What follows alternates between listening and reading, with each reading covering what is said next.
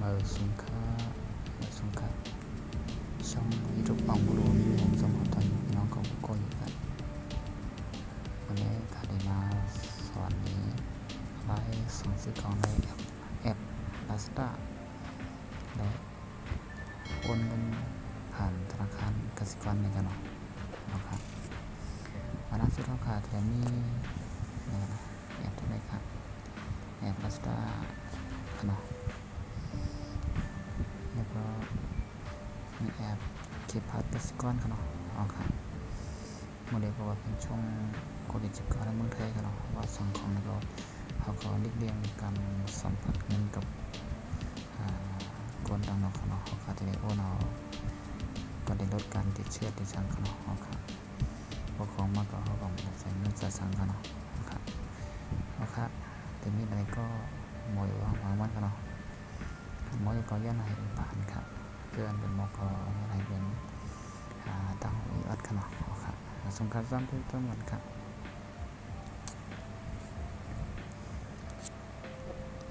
อันล่าสุดก็ในแอปเลยครับ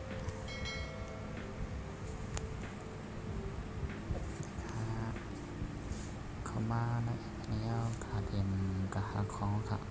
ก็บางของที่ขาได้สั่งคาได้เลือกไว้ในตะกร้าเนี่ยครับเนาะขาได้เลือกไว้ในรถเข็นแนวครับนะครับก็ได้สั่งกรอบรูปนี้กันเนาะกรอบรูป A4 ครับราคา10ก็ว่าเป็นรวมกระส่งกันเนาะครับจำได้กันครับติดกันครับเรื่องนี้มันได้มีสำนักเงินกันเนาะครับ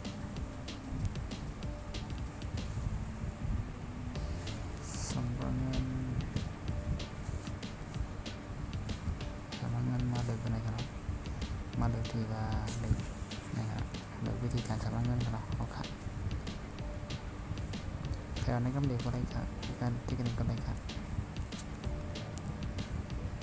เด็กคนกันแล้วมาเอาที่ว่า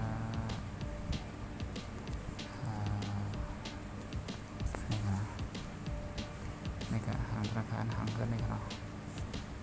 ในกับมันก็มีครับมีไทยพาณิชย์ตัวใดกรุงเทพเพื่อกรุงไทยกรุงศรีได้หมดกันเนาะเพื่อกับราคาได้โอนได้กสิกรกันเนาะแต่ละกสิกรแต่ละธนาคารมันก็เหมือนกันเนาะได้โอนกันได้เป็นกสิกรครับที่เป็นครับที่เป็นได้ไม่เป็นนะครับสีอะไรเป็นยันเลยกันเนาะ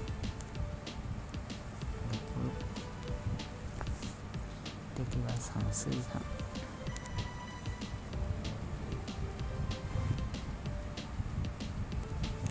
ก็ไม่ครับคัดล็อกตัวนี้กันเนาะหมายเลขอ้างอิงธนาคารกันเนาะถ้าเขาคดีเขาก็เสิร์ชในแอปที่พัดกสิกรกันเนาะคัดล็อกนี่ครับราคา74 บาทครับเพราะว่ามันต้องคัดล็อกไว้แคปหน้าจอไว้ก็เลยกันเนาะ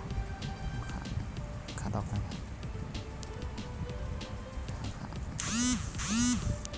ขาดด้วยย่ำกันขาดได้จัดการที่ในเขาแอบเก็บบัตรก่อนกันเนาะครับพวกเขามาในที่พักเราค่ะในส่วนมันได้ถึงที่ว่าใส่ลิ้นกันเนาะใส่ที่ผมเองครับวันนี้เขามาในใส่ลิ้นเนี่ยมันได้ที่ว่าอะไรกันเนาะ3 จุดกันนะอื่นกันเนาะที่บ้านกันครับพวกมันไม่อะไรมันดีว่าใช่ไหมครับมาดูที่เรา1 2 3นี่เนาะ1 2 3 4เนาะ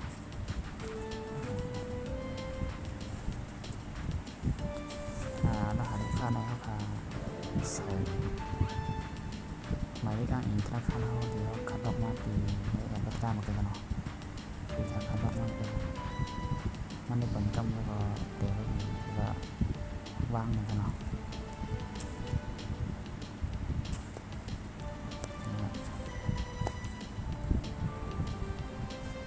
แถวที่2รหัสไปทางซื้อใส่แล้ว เบอร์โทรเขาเนาะเสริมไมโครนะครับ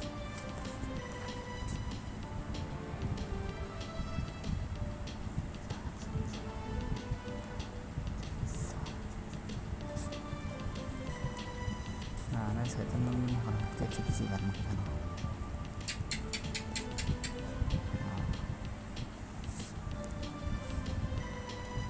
เขาค่าเซตเตอร์ไมโครเขาว่าก็ถูกจำหนังเขาค่าได้ใช้ประจำปีเขาในเรื่องเขาค่ากดต่อไปนะครับ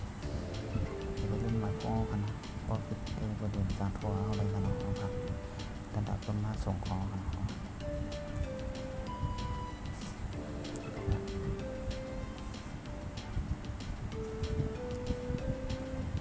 ยืนยันทั้งคำครับ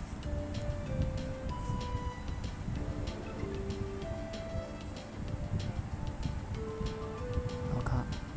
ขั้นตอนเขาไม่อย่างด้วยกันเนาะนะครับว่าซื้อเขาโอนอะไรเขาจะได้ทำการตั้งจีเมลแล้วก็อีเมลกันว่าอะไรตั้งจรตีแล้วก็จ้างเขาไปทำเงินกับสำหรับการของเขายาวนะครับเขาครับ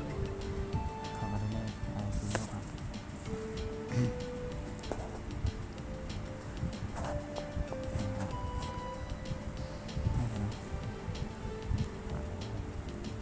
แล้วนะครับข้างนอกนะครับจะได้ทำมันจะว่าคนสำนักงานผ่านบริการนะครับทั้งสองชั้นที่ติดไว้แล้วนะครับก็ขั้นตอนนี้อย่างนี้นะครับสำหรับเป็นคนที่ได้ยังไม่ก่อเขาต้องรับเสียงก่อนจะใจกดไลค์กด subscribe แรงใจเขาของเขาชมติดตาม